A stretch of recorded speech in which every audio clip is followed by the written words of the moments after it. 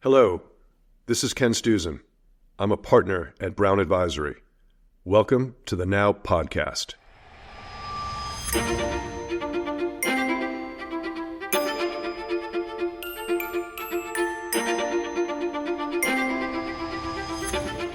Through these discussions, we try to understand the world better and to navigate some of the most pressing questions that are shaping our lives, our culture, and our investment challenges. Living and working in a volatile world calls for new ways of organizing and decision-making.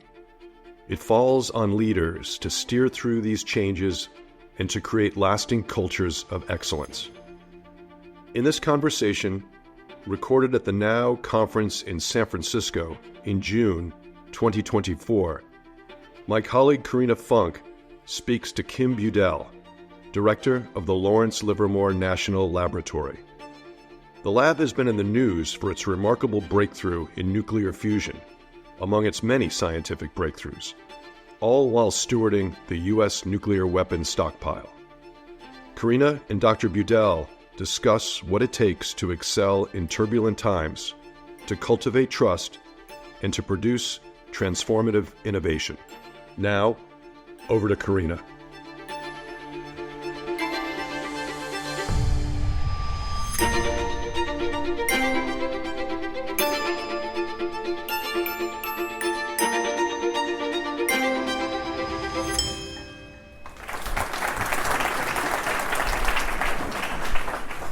My name is Karina Funk. I am the co-portfolio manager of our large cap sustainable growth strategy here at Brown Advisory, also chair of sustainable investing. And I gather many of you in this audience, and certainly our speakers today, are very experienced and senior professionals with a lot of responsibility. Decisions can be high stakes, could impact a lot of people, and you need the best brains to bear on a problem to be informed, but ultimately, you're accountable to success or failure, right? Now, imagine that kind of responsibility with the world's most powerful laser, or at a lab that our nation depends on for nuclear non-proliferation, while assessing other threats ranging from energy and environmental security to cyber attacks. So I trust that this provides enough gravitas to introduce Dr. Kim Budell, who is director of the Lawrence Livermore National Laboratory. We are very, very honored to have you here today. So as director of the Lawrence Livermore National Laboratory, Kim leads a team of 9,000 scientists, engineers, physicists, and material scientists, and they do amazing work. We'll be hearing about some of that, all in service of our national interest. The lab has been in the news for its remarkable achievement of creating nuclear fusion ignition. And this took decades and billions of dollars and required inventing 7 of the 10 critical technologies along the way, which did not previously exist. And we're here to understand what kind of leadership it takes to set the vision, to motivate, and to inspire teams to solve these kinds of very, very long-term problems, very difficult problems, that we face as a country and as a global community. So thank you very much, Kim, for joining us today. Well, thank you for having me, and thanks very much to Brown Advisory Group for the invitation to participate. So let's start with the big picture. The lab was created in the early days of the Cold War. So tell us about its core mission and what is so special about Lawrence Livermore Laboratories. Sure. So Lawrence Livermore was founded in 1952, quite literally to be the counterculture to Los Alamos National Laboratory. So for those of you who saw the movie Oppenheimer, you saw several of the key players in the founding of my lab. Of course, Oppenheimer was the intellectual father at Los Alamos. His partner in crime was Ernest Lawrence, who had been building cyclotrons, big scientific machines here in Berkeley. And there was a minor character, somewhat disgruntled in the background, Edward Teller, who threatened to leave at one point. Teller did leave Los Alamos and came to California, and with Ernest Lawrence founded the lab at Livermore. The idea is if you're going to do work in the national security realm, you really need competition of ideas and competition of technologies. So the country was engaged in this incredible competition with the Soviet Union, and having only one laboratory that was going to think about the design and development of this new technology of nuclear weapons meant that you would not necessarily be able to compete effectively. So Livermore was created in that environment to be this peer competitor. And I'll just say the cultures that were created at that time were quite different. The personalities were very different. We were founded by these gentlemen who had this idea of doing big team science with multidisciplinary teams and with a spirit of boundless technical ambition. And that really does persist to this day in our laboratory. And the two labs are still pretty distinct. So our core mission is ensuring the safety, security, and effectiveness of the nation's nuclear deterrent. And so every year, the 3 lab directors from our enterprise write a letter to the president documenting our assessment of the state of health of the U.S. nuclear weapons stockpile. But the scientific tools, capabilities, people, expertise that we build to do that mission, we support a huge range of other national security and scientific missions. So we support nuclear threat reduction through nonproliferation, arms control, counterterrorism, counterproliferation, all WMD threat reduction. We have significant efforts in bio and chemical weapons reduction and security. We look increasingly at energy and energy security. If you look at the situation in Ukraine and the way access to energy has been weaponized in that conflict, understanding the nexus of cyber and infrastructure considerations for energy. And then, of course, a huge range of scientific fields that are critically important in the national security realm. You mentioned the laser, so the high energy density science, which is the study of the most extreme states of matter in the universe. We are home to the world's largest, most energetic laser in the world, where we did the fusion research. We're also home to 14 of the top 500 supercomputers in the world, and we're currently siting El Capitan, which will be the world's largest computer when it's finally operational sometime toward the end of this year, and the first exascale computer fully dedicated to national security missions. So incredible place, wide range of missions, all trying to bring those capabilities to bear in the national security environment. Great historical context. Kim, it strikes me, do you have anything to do with some of the content in our previous session about artificial intelligence and chips? Yes. So there was only one item that was left out that is in Chip Wars, but was not mentioned, and that was the role that public-private partnerships played in the development, in particular, of extreme ultraviolet lithography. So 3 national labs, my lab, Lawrence Livermore, Lawrence Berkeley National Lab, and Sandia National Laboratories, worked in partnership over a number of years with a number of the big chip manufacturers to perfect the technology and knock down the technology hurdles to that advance. So that idea of these big public-facing institutions that have large technical workforces that can really tackle these multidisciplinary problems in partnership with the driving need that industry brings has a really long, distinguished track record.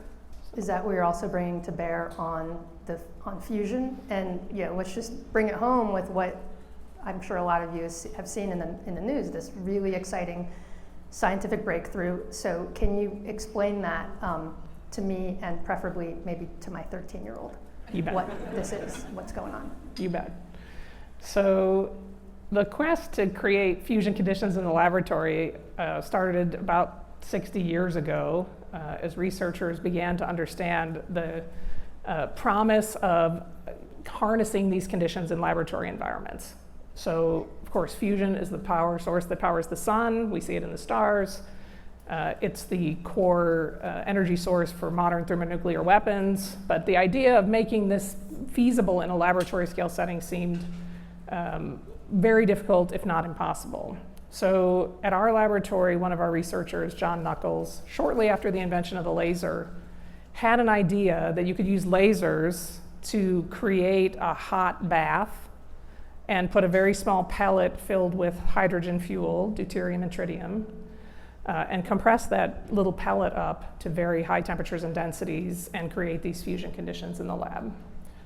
John is still working today. He's now 94, but still engaged with the team and very excited about the progress that we've made. So conceptually, it's very simple. You take a very small pellet, you fill it with this fusion fuel, you heat up the outside to very high temperatures, the outside surface blows off like a rocket exhaust. That pushes the interior surface in and it squeezes up that hydrogen fuel.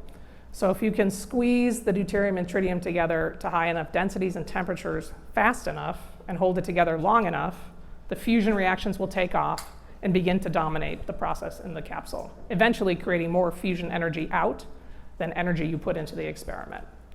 So the breakthrough that we had this past December of 22 was we did an experiment where we used 2 million joules of laser energy to produce a little more than 3 million joules of fusion energy.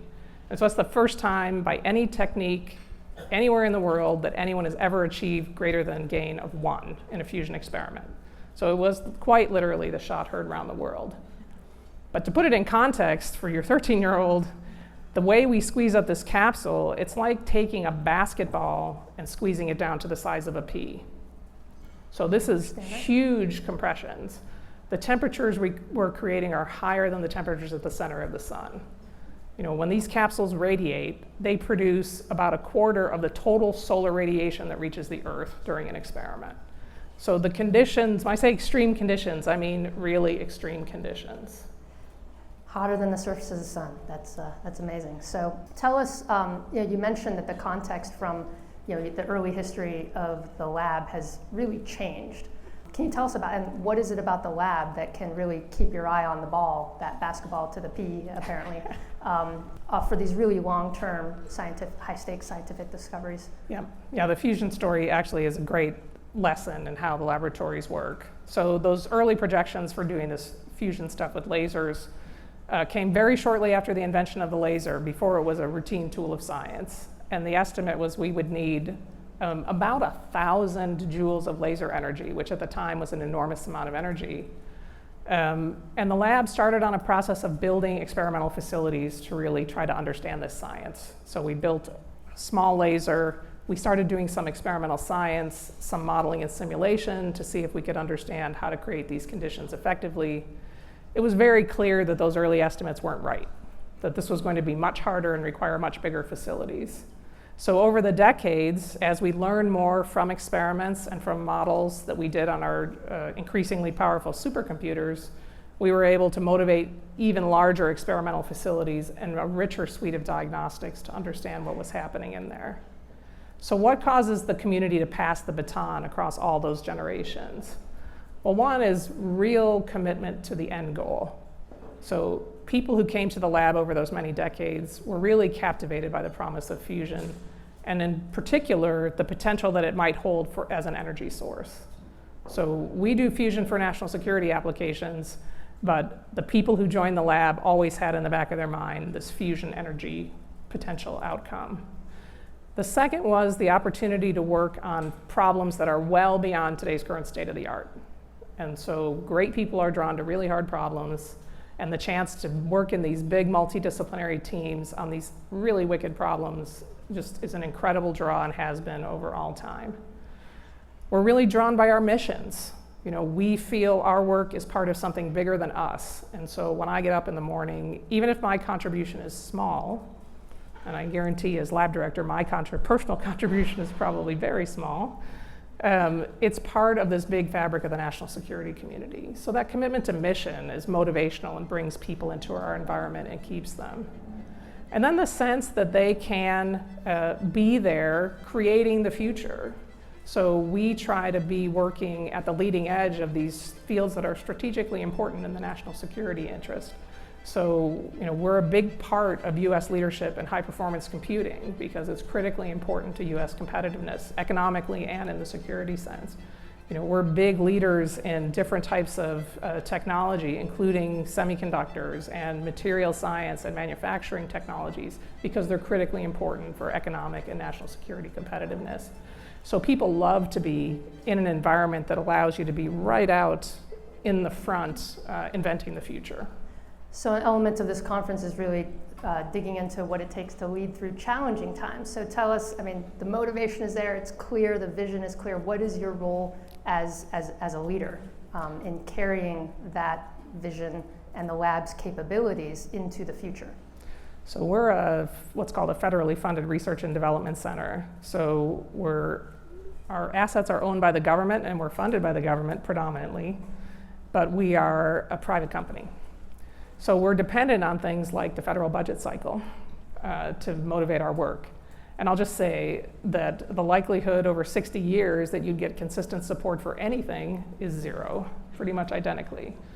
So the amount of effort that has to go into building constituencies with our stakeholders in the government and across other agencies in the government to understand the opportunity that our work presents, to patiently help the public really see the benefits of our work.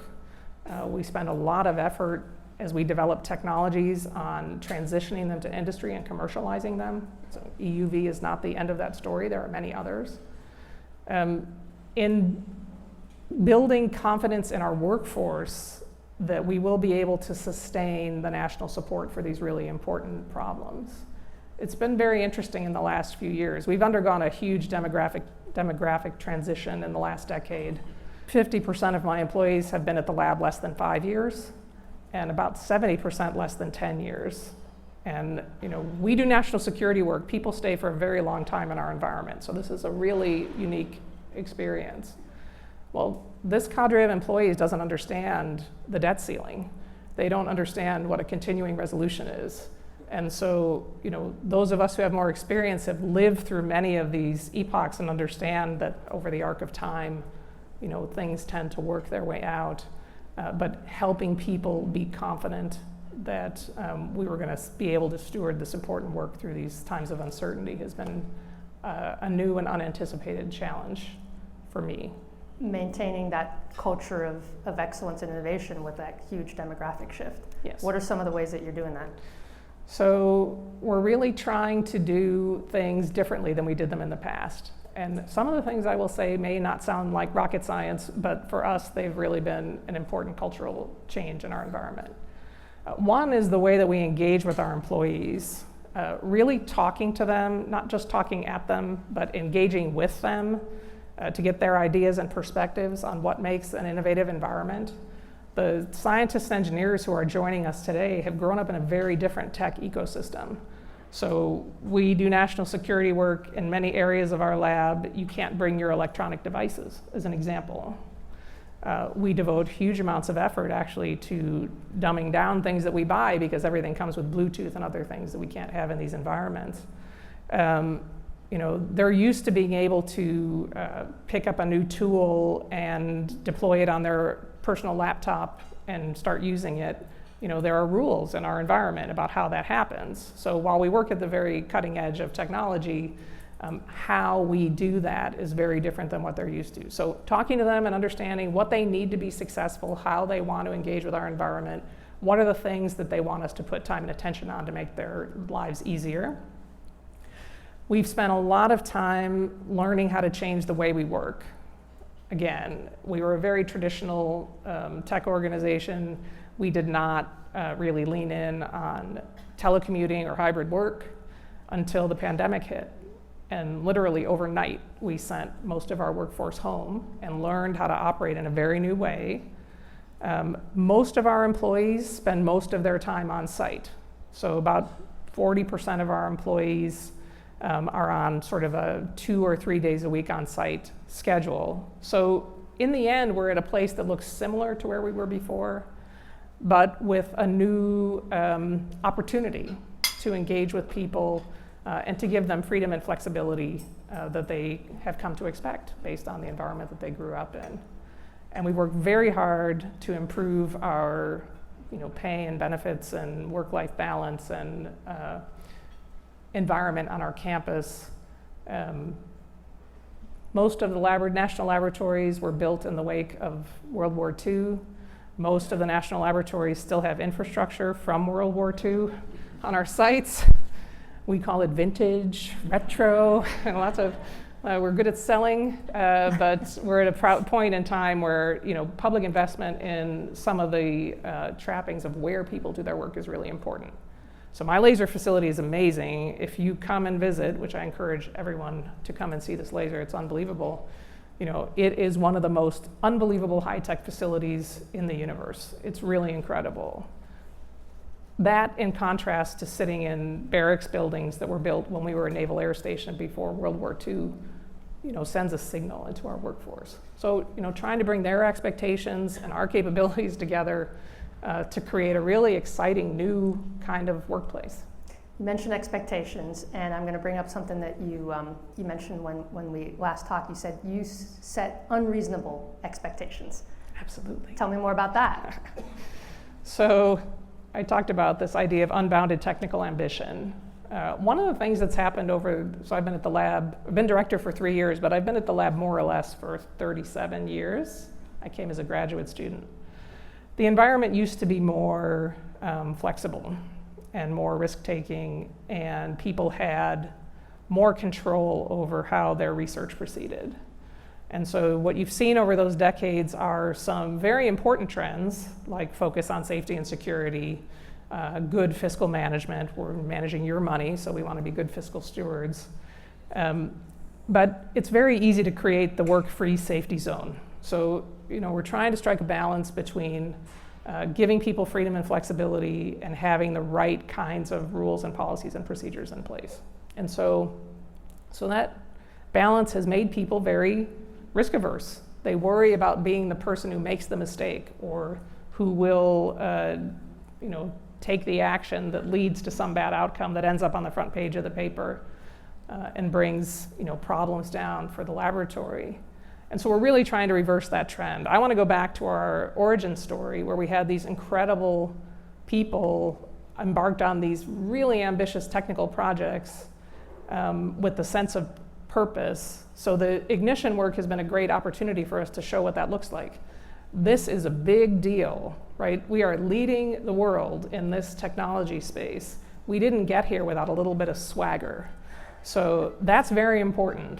Now, if you're doing technical work, you do have to be humble because Mother Nature is a cruel mistress. You have to have technical humility, but if you're going to do big things, you have to be able to imagine big things. So swagger is really important. So, trying to infuse them with that spirit of possibility, for me, is standing up as a leader and explaining to them that I know this is very hard and I still think we're going to do it. And I know you're telling me it will take 3 years, and I'm telling you we need it in 1. And I know you think this amount of money is impossible to get, but if we don't ask, we definitely won't get it. So setting the bar very high so that they feel empowered to stretch and reach big things. Asking how good can it get, right? Being very ambitious is important. Yep. The nature of your work would involve a lot of failures too, over a very long time, I'm sorry to say. So how do you deal with those failures and keep moving forward and encourage that, the learning or what have you? Yeah. What's your swagger on failures? Well, we've got some great ones. So Livermore was, progenitor for EUV lithography, but also the Strategic Defense Initiative for aficionados who remember those back to those days. So good examples are laser work. We built this laser facility in 2009 dollars. It cost about $3.5 billion. It's called the National Ignition Facility. We began our first experimental campaign called the National Ignition Campaign because we were very confident it's going to work. We've been doing all these simulations. We're ready to go. And it didn't work, not even close. So huge amount of pressure, huge amount of attention, huge number of naysayers gleefully calling it the not ignition facility, the never ignition facility, the not going to get ignition facility. How did the lab respond to that? Well, we took a step back. The physics is very complicated for what we're trying to do. The engineering is beyond complicated for what we're trying to do. So what are the pieces of this problem? How can we begin to take apart this failure and learn from it and begin to build towards success? So that's the first thing. When you're doing experimental science, if you get the answer you expect every time, you're not asking very interesting questions.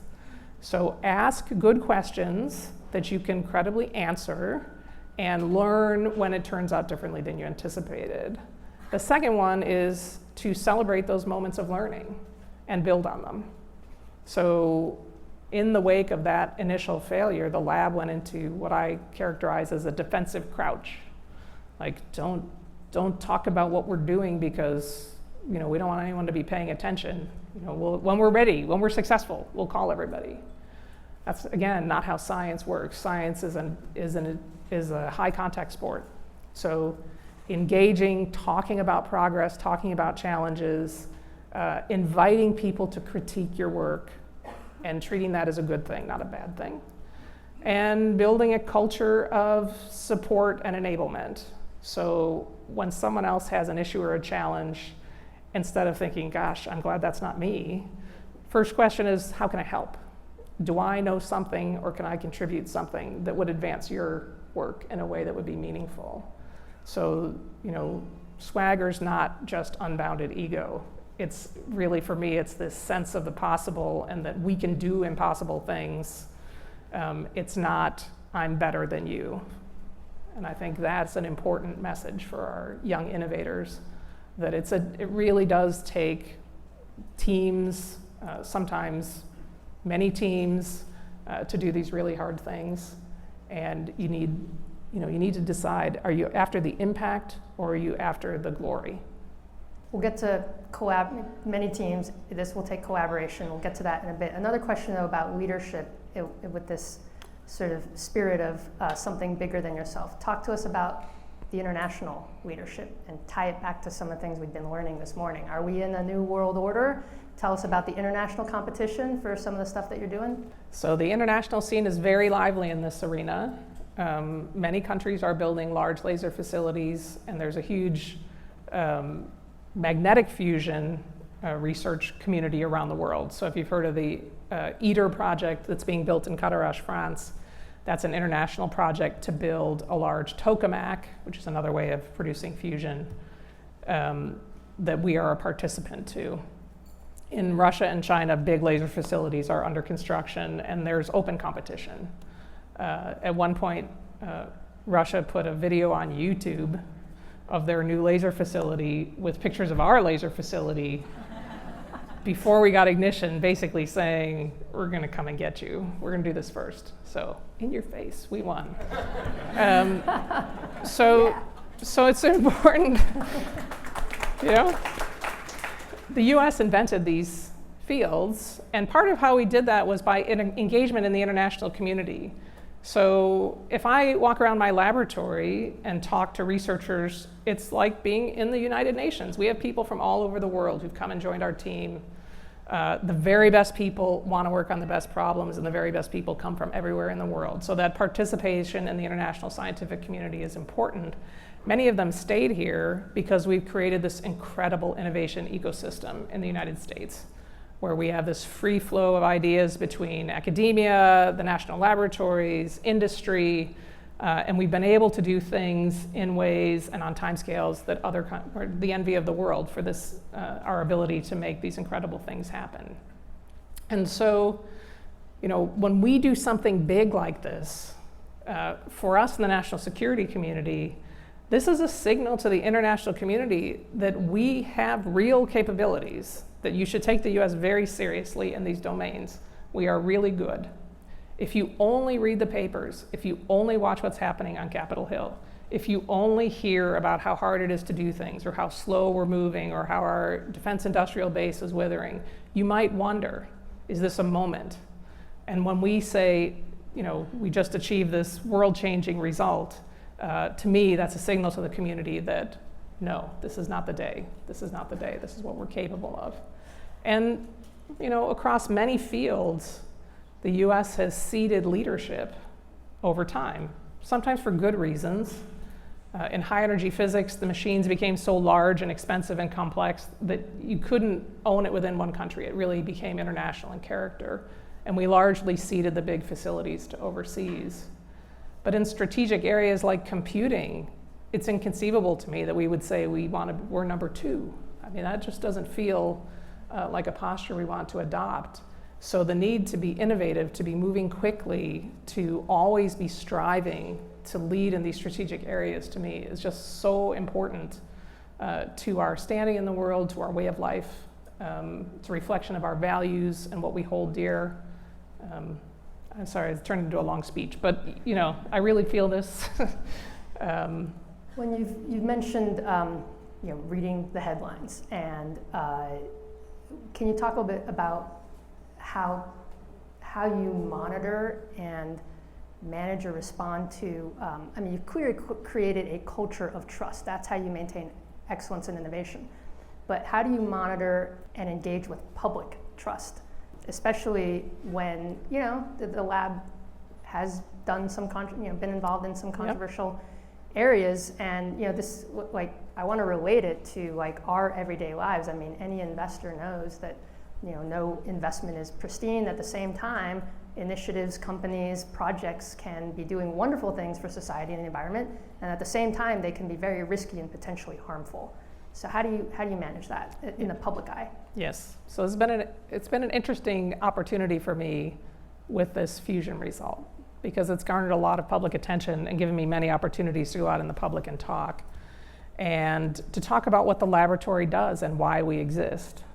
And so, we are stewards of the nation's nuclear weapons stockpile. That is our core mission and what we were created to do. And it funds a preponderance of the work that we do. Now, most of the science research we do is open and done, with partners and collaborators from around the nation, around the world, in academia, with industry partners, et cetera. But that core national security mission is why we're here and why we started on this fusion journey. Russia's invasion of Ukraine has put a new light on what nuclear deterrence means in today's world. I would love to live in a world without nuclear weapons. Unfortunately, we don't. And we don't live in a world where the situation is stable enough to understand what the conditions need to be to achieve that endpoint. So I want to live in a world where there's no nuclear testing, and the capabilities we've developed have enabled that. I want to live in a world where there are countries working assiduously to secure and remove nuclear materials, vulnerable nuclear materials, and we're doing that work. I want good, enforceable arms control agreements, and we do that work and we support that. I want people who can respond when there's a bio threat that emerges or a chemical weapons use around the world, and we do that work. So I think it's important for us to be honest about why we do the work we do, what it is, what it means in that world context, and why science and technology is so critically important in the national security realm.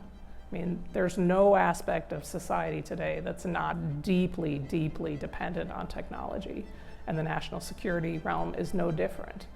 And so if we believe that national security is an important issue, we need to bring our best ideas and our best people into that world. And you get many other things when you do that. Many other technologies, many fundamental science breakthroughs, many unanticipated benefits of the work that we do.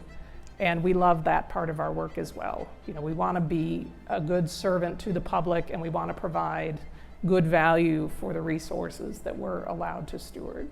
Let's get to some of that leading edge research across different fields. Let's focus on a couple that could very well change the world in addition to fusion. Sure. You work on new drug therapies. Why don't you talk about that a little bit? Sure. So we've long done biological research since very early in our history. We were part of the team that developed the technology for the Human Genome Project, so we were part of that effort. We were part of the team that developed the first artificial retina. So we have a lot of expertise and kind of specific capabilities. So today, as you think about what the challenges are for responding to emergent diseases or potential engineered threats, it's really time. So how do you develop countermeasures and therapeutics much faster than our current processes? So we've been working for some time to figure out how to use our big high-performance computers to really speed that process. And biological systems are very complex. Molecules for therapeutics are very large and complicated to model, but the computers now are large enough, and our understanding of biological systems is now sophisticated enough that we can actually do this. So we started on a process of using high-performance computing to really be able to design antibodies and small molecules as targets for therapeutics using computational techniques. And the idea is if you can design in a computer, you can work through tens or hundreds of thousands of possible molecules very quickly, bring that down to a very manageable set that can go into testing in the lab, and then very rapidly arrive at effective molecules. You can even in silico test for common failure modes for drugs. So Most drugs fail for things like cardiotoxicity. So we have heart models that allow you to understand what the interaction is of different drugs and therapeutics with the heart might be. So we had a project. The initial genesis of this was a project we had with GlaxoSmithKline, University of California, San Francisco, our laboratory, the National Cancer Institute, and the Department of Energy, called ATOM, Accelerating Therapeutic Opportunities in Medicine. And the idea was to build a computational toolkit, a pipeline that would allow you to do this design. Glaxo donated their failed molecule library to this effort because you need data to drive these tools. We use tools like AI and machine learning to do this rapid screening of this very large phase space. And we were able to show that we can indeed develop and design drugs in this manner. So in the COVID-19 pandemic, we were able to take antibodies that had been developed that were effective against SARS-CoV-1, so the original SARS, but were not effective against SARS-CoV-2, and we could very rapidly redesign them computationally to be effective against SARS-CoV-2. So that's pretty impressive in a span of days to weeks. So redesign these antibodies to work in that. You literally helped us get on the other side of COVID. Yeah, I mean, normally the way you get antibodies, you have to wait for people to get sick and then take their blood afterwards, search their blood for antibodies, try to figure out which ones are the ones that are effective against the target. So that process can take more than a year before you even have a target antibody to work from. What we're working on now is de novo design. So there you had to have a starting point that was similar to what you were going to end up with. Ideally, you'd like to be able to design from scratch molecules for these applications. And then we've also been able to take antibody designs and project forward what the possible variants are that are going to emerge and develop antibodies that are effective against multiple variants. So, the possibilities are really endless. And I'll just give one last really optimistic note. So we have another group that's been doing small molecule design with a small company. They're working on therapeutics for RAS-based cancers. So these are some of the least treatable, most deadly cancers. And they have the very first computationally designed small molecule therapeutic for RAS cancer going into human clinical trials. Pretty cool. Yeah, lots of amazing work here, and I have lots of questions. I'm going to keep to one more topic before opening this up to questions. I'll try to compress this into one question. Tell me about your climate science work and why you are optimistic that we have solutions. Oh, sure. So the very first global circulation models were invented at Lawrence Livermore National Lab. So you're learning so much about Livermore. In the 1950s. Partly because we had the supercomputers of the day and big multiphysics modeling and simulation codes. So today we're home to some of the most highly resolved, high fidelity climate models and some of the biggest computers in the world. So we can use those models now to look at climate on spatial scales that allow you to really understand local impacts. So this is, moving from traditional climate models operate on hundreds of kilometer scale grids. We can get down to a few kilometers. So you can really understand the interaction of the topography of the Earth, the water in the oceans, and the atmosphere. And the goal is really to bring climate to weather. We're pretty good at predicting the weather, and ideally we'd be able to predict the climate. So we're turning those tools now to really understand, for communities, to help them really understand what's coming. So the climate is changing. What are the impacts that are likely to occur in different areas? And how can we best prepare for those changes, mitigate their impacts, or adapt to changes that we can't stop? On the other side, we've been working on technologies to manage carbon in the environment. So even if we stopped emitting today, we would still have to remove gigaton of carbon from the atmosphere that's already been emitted. So are there strategies by which we can mine that carbon out of the environment and bring our carbon dioxide levels down? So our team did a report on the state of California called Getting to Neutral, and it looked at the state's carbon neutrality goals and tried to understand, with today's technologies, could you achieve California's carbon neutrality goals? And their answer was very optimistic. It was yes. with a mixed use of strategies, land use, deep-rooted soils, biomass conversion, carbon capture and storage, direct air capture. It is possible with today's technology, with investment and large-scale deployment. The Department of Energy then picked that up and funded a large-scale study that we led that looked at the entire United States at a county level to do the same exercise. What are the strategies that are relevant in different regions? And is it possible to achieve the national carbon neutrality goals, 2050 carbon neutrality goals? And the answer there again is yes, the technologies and strategies exist. And we hope this will be a tool for communities and investors to understand what's possible and where to make the most impact with the dollars you invest. So very exciting work. That report's Roads to Removal and was just rolled out last fall. And I hope with the investments that the government is making and with the investments that the private sector is making, that we can make this future a reality.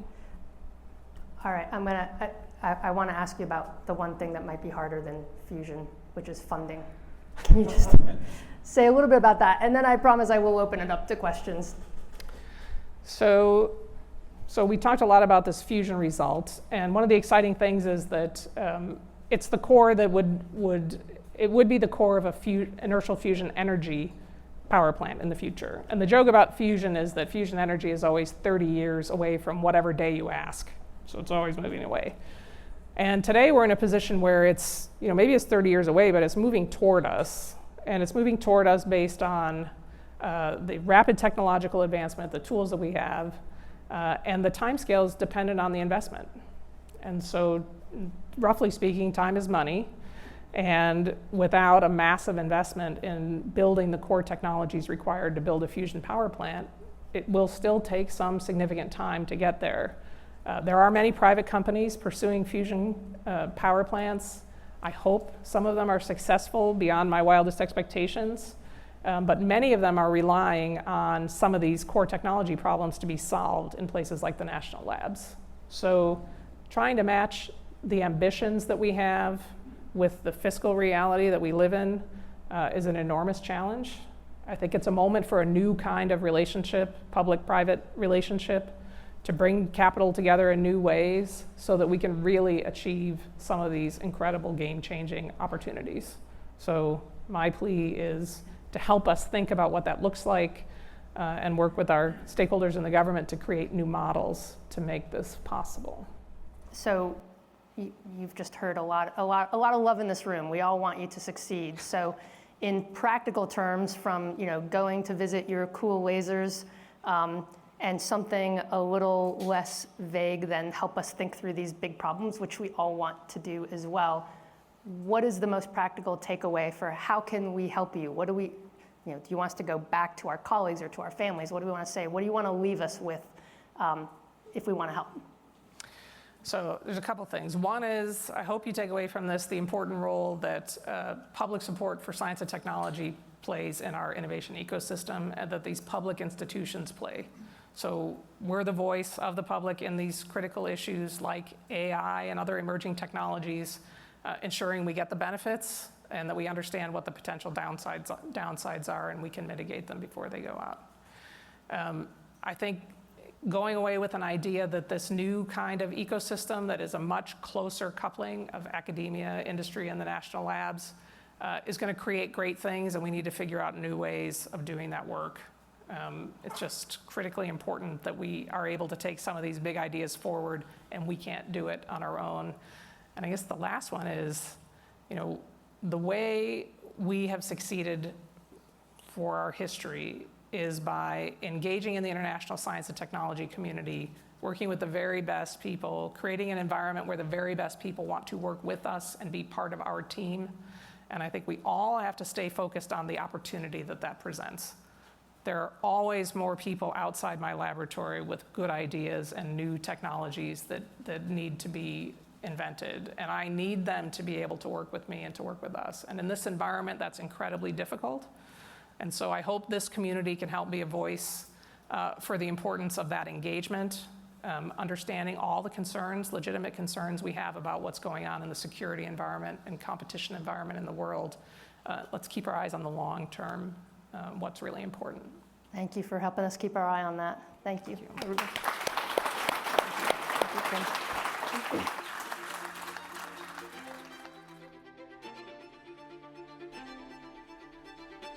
Thank you for joining us as we seek out insights that help us better understand our rapidly changing world.